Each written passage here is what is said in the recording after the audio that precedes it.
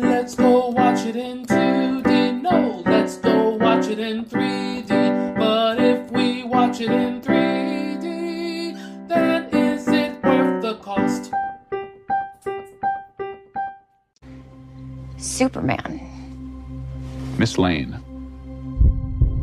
Recently, you've come under a lot of fire for I what know, some it's might. a lot of fire, It's but- a lot. Today, the Secretary of Defense said he was going to look into your actions. That's funny? My actions? I stopped a war. Maybe. Not maybe. I did. In effect, you illegally entered a country. This is how you're gonna be? I'm not the one being interviewed, Superman. Did you consult with the president? No. You seemingly acting as a representative of I the wasn't United States representing will cause anybody more except for me. problems around the world. And doing good. I would question myself in the same situation and consider the consequences. People were going to die.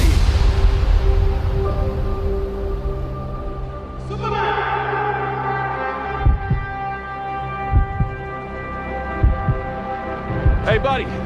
Eyes up here. Hello, hello, hello. This is Adolf, and I have with me Jacob. Hey, everybody. And today I am reviewing, and Jacob is joining me, the new Superman 2025 movie. And as per usual, we'll talk about the 3D aspect first. So I got to watch this in IMAX 3D. I don't know about you, Jacob. No, I don't have IMAX near me. And I very much enjoyed the 3D aspect of this movie. I don't know about you. Yeah, I mean, there are certain scenes that could have looked better. Some of the hectic cinematography kind of messed with me on that. But, there's some really good 3D shots here. Yeah. Now, someone on Facebook criticized me because they thought I had too many spoilers in the 3D section, which was like, yeah, I disagree with you, but okay. The scenes we're going to talk about were scenes in the first trailer, in the official trailer. So I don't think that is spoiling something that is in the trailer. Yeah. So, in the trailer, you see a scene with Superman saving a little girl and all this debris coming out. I think that scene looked really nice in 3D. I don't know about you. Yeah, same. There's a scene with Superman punching an enemy and teeth flying out. That was fantastic. Yes. That was really good. That was a great use of depth. It was. Now, some scenes that were not shown but are vague enough that I think you will understand it because you watched the movie, but other people would not. I don't think it's a spoiler. You can tell me if it's a spoiler, but I'm pretty sure it's not. There's a sequence with the black hole, and the depth there was really nice. Oh, yeah. Is that a spoiler? Because if you don't know the context, you don't know what's going on. I mean, no, that's not really a spoiler. Because you're not giving context. It's just there's a black hole. There was some scenes in the dark that kind of was a little bit rough. I did have a little bit of ghosting, which is a little bit rough. I don't know if you had any ghosting. I didn't notice any ghosting in my screening. Now, you mentioned this before, and I think it's worth noting because I think it's a big deal. I kind of feel like the cinematography and the editing were very fast-paced. And yes. I get what they were trying to do, but visually it kind of messed up my 3D kind of feel visually because you weren't able to really kind of linger and look at the shots and be like, oh, okay. You're just like, boom, boom, boom, boom, going this scene, this scene, this scene. And I think that kind of threw me off a little bit where I think it could have been stronger, but I think overall I had a very enjoyable and very nice 3D presentation. You? Agreed, yeah. Same. So I definitely think there's enough there for 3D fans to enjoy it. I do think that it could have been stronger and it could have been better. But overall, I give this a pretty high score. Not the best score I could probably give it, but even watching it in IMAX, I'm going to give this an 8 out of 10. What do you think for the 3D? Yes, same. I mean, I didn't have the luxury of IMAX, but, the 3D was there, and I really enjoyed it. 8 out of 10. All right, cool. We're in agreement there. So it definitely is worth it. And if you have the ability to watch it in IMAX, definitely recommend it because this is theoretically filmed in IMAX. I don't know if that even means anymore, but whatever. Yeah, it's a buzzword. It's formatted in a way that IMAX, gets a whole screen instead of partial or whatever, but it's fine. So yeah, overall, definitely worth watching. It's not the best ever, but it's definitely nice 3D.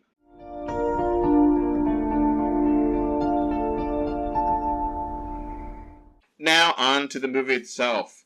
So, Superman, or The Superman, or Superman 2025. I'm not sure what the best way of phrasing this movie. You're just gonna call it Superman for now. James Gunn's Superman. Because the original Superman movie was Superman the Motion Picture. This is not the motion picture. This is Superman 2025. Yeah. It gets kind of weird because no one really remembers the original The Motion Picture, because that was just like, people said that all the time for everything. Yeah. So, okay.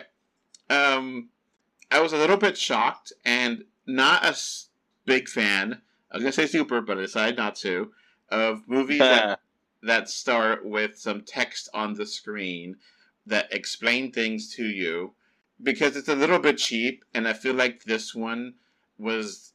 It kind of was like, no, show me this. Don't tell me this. What do you think of that opening? Yeah, it seemed like it almost seemed like there was like a prequel or something, or there is going to be a prequel or something. It's just like filler notes, and it honestly didn't really need it. It could have just started with whenever he's landing in the snow, all bloodied and bruised. It should have just started with that scene. It didn't need the wording.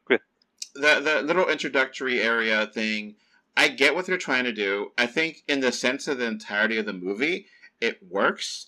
The issue is, I think you kind of put it on there, and I'll say it, it kind of sort of feels like you're walking into the second movie in the series instead of the first.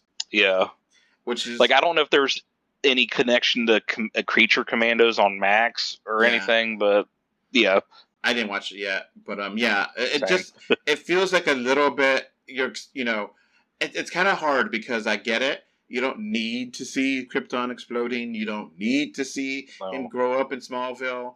But at the same time, I kind of wish you gotten something. I think you could do these things in a montage and speed it up really quickly and kind of just give people the understanding where you're at. Because, like, how it started just kind of was a bit rough for me. I was like, ugh, okay. Yeah. But, like, if honestly, if they would have just cut off that part, it could have just been images of, I guess it's Antarctica or wherever in that general area is. It could have just had him landing there, all bloody and bruised. Like, oh, okay, it's implied that he's in the middle of a battle or something. That would have been better. Yeah, but at the same time, though, you still feel like...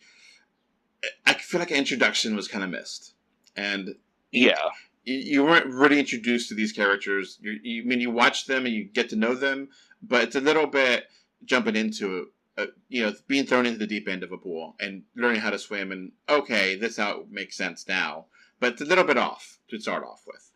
Yeah. As a way to start off the DC universe in the cinematic format, it's clunky.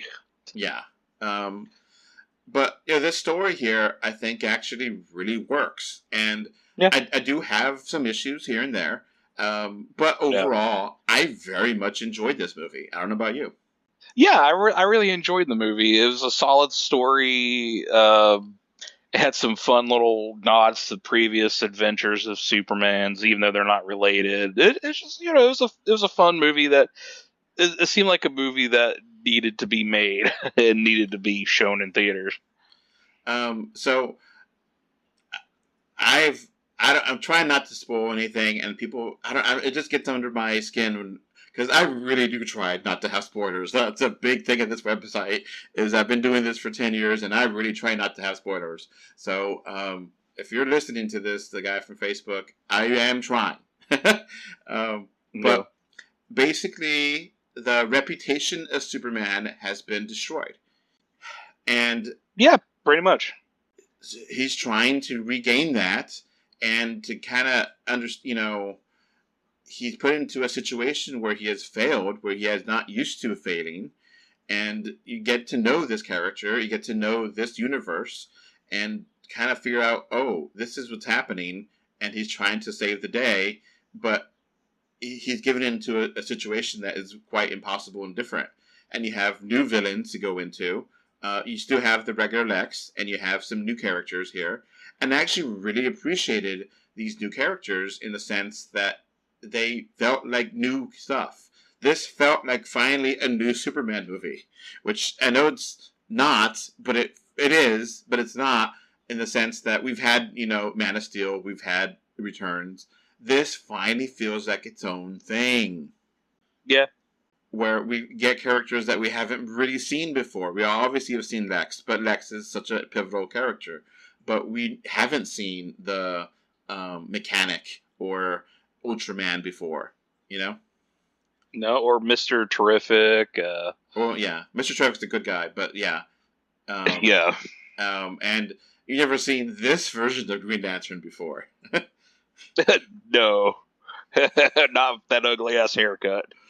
But, you get to get the sense of who Superman is in this world, and you get to have a sense of, the movie starts with him stopping a war, and with Lois interviewing him, and I think the interview was a great scene. I think it really connects, and this is a real interview. This is not the Margaret Kitty Kidder interview where it's all sexy and cute. This is a legitimate kind of interview. Yeah. It's actually my favorite scene in the movie because of just how intense and personal it is, and she doesn't hold back with any questions, even though he is Superman. And at this point, we know Lois and we know Superman, and I gotta say, I love the cast here. The entire cast here, I love them. Everyone. I don't know about you. Yeah, it's really good. David Cornsweet is phenomenal as Superman. I think he really captures the essence of the character and works in a way that is very Christopher Reeve-like, but also different and distinct, and has the compassion and empathy that I want in Superman, and it does have just a presence on screen that I was wanting, and he carries the movie. I love him. I don't know about you. Yeah. Yeah, like, he's way better than Henry Cavill, and I know the Snyder Bros are going to come after me, but he's probably the second best live-action Superman outside of Christopher Reeve. Yeah, I think I gotta digest this movie, watch it more times before I could say he's better or worse than Reeve, but I think he's definitely up there. Oh yeah, and that is saying a lot. And that James Gunn, it's a little bit fastly edited. I definitely will say that, and a little bit fastly paced, but you definitely do get a lot of action, a lot of character moments. It knows how to slow down when it needs to slow down, and I like these characters a lot. Mm-hmm. The only thing is, I do feel like we do get a little bit too many characters, and that we don't necessarily need some of the extra cast members in Daily Planet. I don't care if Cat Grant is in this movie. She's a fine character, yeah, but she's not needed. And that guy that was a sports writer, I don't need him. I don't remember his name either. Yeah, I don't either. I just know he cries a lot. Yeah. So it's fine. And the story here of a big country invading a small country is a perfect metaphor for, like, the war of Russia and Ukraine. Yeah. And what if we had super people? Would they want to help with that? And people say, oh, is it woke? Is it woke? Is it too political? No. Because Superman was fighting corrupt politicians in the first episode of the first comic book series he was in. And it completely makes sense for the character. He wanted to save lives. He doesn't care about the politics. He cares about saving people, regardless of the situation. And that it's sad that that's controversial, that, stopping a war and stopping human suffering is considered bad by some people. I know. I mean, it shows a surprising lack of empathy and people falling for buzzwords like woke and non-woke and liberal, conservative, all that shit. And Superman has always been a refugee immigrant. Always. Oh, yeah. And, if the context of when the character was created in the 1930s by Jewish immigrants. They knew exactly what they were doing. Canadian American too. So yeah, I love Lex here too. I think Lex is fantastic. Yeah, I like Nicholas Hoult. He's really starting to become one of those actors who's getting really good. I would have wanted to see why he started hating Superman. I do see how he does hate him now, and I think he does a great performance now. But I would have wanted to see that trigger element, you know? Yeah, like what was that? What made him do it? Like, was it they destroy a business deal? Is it just pure envy? Were they roommates and Superman ate his sandwich? Like, what the fuck happened? I want to know. Yeah, so it's one of those things where show me, don't just tell me these things. And that's the biggest sin of this movie, where it doesn't show you the scene, it just tells you about it. And it's doing it to be faster paced, it's doing it to get it's going. It's just kind of one of those things that kind of annoys you a little bit, but it's like, hey, slow down a second here, Skippy. And it's just a little bit annoying, but it's not enough that really was a huge factor in my enjoyment. I definitely love this movie in how it was able to present its story in an action-packed way that was compelling and interesting and felt fresh and new and felt different. I'd never seen the movie like this exactly. It feels very different from the Marvel Cinematic Universe. It feels different from the Snyderverse. It feels different from every other Superman movie. And it feels its own. And I do appreciate that. I think James Gunn is a great writer and a great director. I kind of wish the editing was a little bit easier on the eyes because it's a little bit fast. But I still really love this movie. I don't know about you. I mean, I really like the movie a hell of a lot. I don't know if I could say love just yet. It's recency bias, I guess. But I think there's more similarities to the MCU and the DC universe than you think with like some of the connections and stuff. I don't know. It's not like overly jokey like his previous stuff is, and like the Guardian stuff. It kind of feels a little closer to his Suicide Squad movie from a few years back in certain regards, especially when it comes to the action scenes and that sort of weird stilted movement in the camera and stuff. But yeah, it's a really good movie.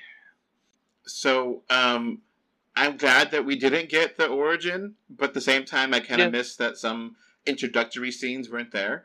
But we get scenes that helps make this character feel more authentically human, even though he's not human. You know, the scene with his parents I think was fantastic, and seeing him struggle actually helps for us as the fans to, he can't do everything. And having enemies that he fights that are very different is very helpful and it helps the narrative, it helps the action, and it gives you something, this is different. This feels different in a sense. And overall, the more I think about this movie, the more I enjoy it. But I do see the flaws that prevent me from loving it 100%.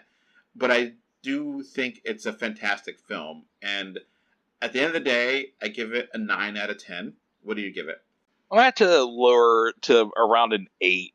It's a little too fast-paced for me. And the story's there, but some of the humor just kind of takes me out of it a little bit. And it's just like, And I wish there were certain story beats that were more focused in on, like you're saying. It needed to be a little bit longer, a little bit slower, just a tiny bit to focus on certain things. Yeah. And I was on an 8 for a little while, and the more I started thinking about it, more I started chewing over. I was like, all right, push me over to a 9, but not quite 10, not quite editor's choice, but it's definitely a lot of fun, and it really captures why people like Superman as a character. And I think James Gunn really gets it, where I don't think Snyder got it. I don't know about you. No. Yes, Snyder, he had ambition, but he just didn't have a good vision. So, you mentioned Mr. Fantastic, or not Fantastic, Terrific. Terrific. I love him. He's badass. He's awesome in this movie. Yeah. Oh, And yeah. Nathan Fillion as Green Lantern, he's an asshole, but damn it, I like him. How much of his asshole? Yeah, I like the cocksure mannerism that he has as Guy Gardner, just being a dick. Yeah, and seeing how he uses the Green Lantern powers, I thought was brilliant. I thought how they did that was really well done. It's like, finally, imagination in a fun way for Green Lantern. Better than the 2011 movie. Yeah, Ron Reynolds, yeah. So that's going to be it for this review. Thank you for listening. Bye. Bye, everybody. Before this podcast wraps up, I want to thank my super VIP patrons. Thank you, Alex Folk, Gravity Head Zero, and MK Ultra. So I got one quick thing to talk about. We have a merch store. Woohoo! We got t-shirts, we got tote bags, we got magnets, we got stickers, we got a little bit of everything. Woohoo!